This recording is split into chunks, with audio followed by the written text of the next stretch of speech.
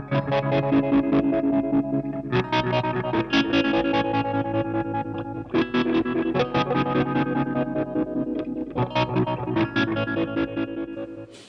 everyone, this is the King Tut from Rullywow. It's another PCB that Ben donated for review. It's based on the Black Arts Pharoh. It's a silicon fuzz and it has a few features. I've done another epoxy job on this one. I know I'm talking a lot about epoxy these days, but it's what I'm doing at the moment. This one turned out better, but it had a different issue. So this is actually the second attempt at epoxying, whereas I've already uploaded videos on the third attempt, and I had different issues with the third attempt than I did with the second. But it is a learning curve. It's a pretty steep learning curve as well, because it's a very messy process. The epoxy is quite tricky. So the problem I had with this one is that it was a little bit soft for quite some time, and as you can see, even after a week, I had cracking problems around when I tightened up the nuts on the actual on the pots. It sort of cracked a little bit there, and a tiny bit down here as well, which is unfortunate. It's a steep learning curve, this epoxy. It looks absolutely fantastic when it's done correctly, but it is a real pain in the ass. So it's a high risk, high reward process, if you ask me.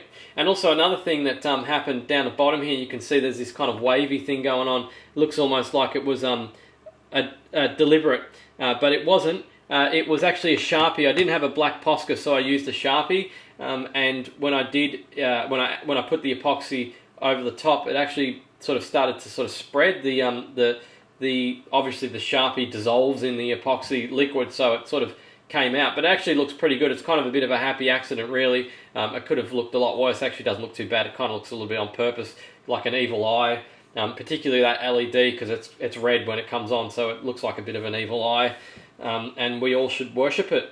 So nothing majorly different to usual. Again, it's Posca, and I actually did a font. I found an Egyptian font, a hieroglyphic font on the internet, and I sort of copied it a little bit for that text, which looks pretty good. I actually stuffed up these labels. Big noob mistake. I mentioned this in the sound demo. I've actually already recorded the sound demo. I'm doing this one backwards, but yeah, these labels are backwards as well, appropriately enough. High is tone, tone is high, distortion is volume, volume is distortion clip, and high, low are correct. Yeah, but the other four are around the wrong way. But I'll remind you in the sound demo anyway before I start playing. So yeah, you know what I'm doing with these knobs. These knobs are just the aluminium ones that I have on my web store. I've commented on those plenty of times, so we won't touch that. And I've gone for the more standard layout where you put the DC down the side of the pedal instead of up the top, purely because it gives you more room inside the enclosure, and it's kind of the standard these days anyway. It's a bit of an inconvenience running a power cable down the side, but you know, it's pros and cons to every process, isn't there?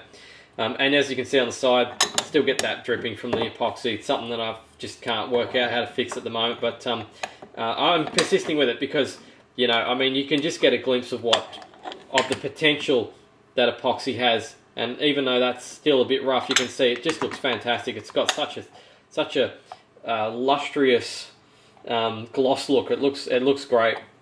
If it gives me the heebie-jeebies too much, I might just end up moving on to going back to spray can epoxy, though, spray can clear coat, because it's turning into a bit of a nightmare. So as you can see on the inside, I've got the two mono. These are on my web store again. They're two mono jacks. They're just the Lumberg mini jacks that I use all the time. They're great. They just give you so much more extra room. I mean, they're just so small. I'll tell you, I don't think I've done this. I'll show you a comparison between this and a Switchcraft jack. So let's compare apples with apples. I've got a mono Switchcraft jack here. Now, I'm not saying that there's anything wrong with these. They are fantastic quality. They are the bee's knees quality. They will last 100 years, and they are they're just fantastic. I love Switchcraft jacks. Just don't get me wrong. It's just the size of these new. Well, I don't know if they're new, but yeah, the Lumberg jacks. If we sort of zoom in there, you can see that the wafer around the outside of the Switchcraft jacks actually takes up quite a bit more room than that. In fact, it would be much easier if I just pull a Lumberg jack out of the drawer that I've got here and show you one next to the other. You can see there that they're slimmer. They don't take up as much room. This contact here isn't as thick. You know, I know this is plastic, but they're still pretty good. I haven't had any issues with you know, like any of the layers making accidental shorts or anything on the inside either. They work well. They're sturdy enough. You know, they work really well, and they're much smaller. That's the reason why I use them. They're just so much smaller. You know, that side on like this looks like they're almost the same size, but see, side on's not the problem, because usually when you put them in, I've actually got one of them around the wrong way. It should be up, but see, like this one up the top here is around the right way. The height's not the problem. It's going this way that's the problem usually when you try and fit things in. So yeah, anyway, I thought I'd just show you that comparison, because I wasn't sure if I'd actually done that before. I don't think I had. So that's why I've been using them a lot lately, because they're just so they're just so small. So this was another work first go pedal. There's quite a few components, but it's not overly complicated. You know, well, it's not for me. It's probably medium, maybe for most people, easy to medium, somewhere around there. There's a lot of pot mounted stuff, which can be tricky, as I've mentioned in the past. With getting the drill holes lined up and everything. Again, you can just drill them out an extra millimeter, or you can do what Ben reckons and put the pots in the enclosure, and then put the PCB on top, and then solder it in, so you know that it's going to line up properly. There's one problem with that process, though. I think I mentioned this once before, is that it's almost impossible. Like if you can imagine all this hardware is secured to the enclosure, and you're lowering the PCB on top of that, trying to line up 6, 12, 18, sorry, I can't count, 18 and 21 lugs from different things, it's almost impossible to actually get that on top. So I've had to do like 2 pots, lower that down, line those up, solder them on. Next, take it all out, put the next 2 in, lower it on, solder it in. So you're better off, I mean, it's a lot of dicking around, excuse my language, but I'd almost just go, look, just drill out a hole that's a bit larger, you know, a mil bigger. If a mil's too tight, maybe 2 mil, you're probably still going to cover it with the nut. But you know, you're gonna. It's secure as well. You know, it's not going to flop around once you tighten the nuts up. It's just not going to flop around. So you know, it's just it's pros and cons with every process. You know, you've got the convenience of PCB mounting all this stuff. You don't have to run wires everywhere. It's not as messy. But then you've got this issue where you've got to try and get it into the enclosure properly. So you swap one thing for another. I know this is going to be debatable, but I'd say that that PCB mounted hardware is probably long term going to last longer than hand wired. I know that's arguable, but in my opinion, it probably is. Maybe my wiring is probably not as good as others, but for me, I think this would last longer than if you wired it. You know, you had separate wires for every pot, particularly when you got something that's so compact like this. You're going to have wires going all over the place, and then you've also got the extra height clearance that you need to take into account too, because you can't put the PCB down that far. You've got the wires coming out the bottom of the lugs, you know, particularly these switches, so it's got to be higher up. Then you've got clearance issues. You know, it's a bit of a pain in the backside. This is still the better process if you ask me. It's probably why everyone does it these days, the PCB mounted stuff, for that reason.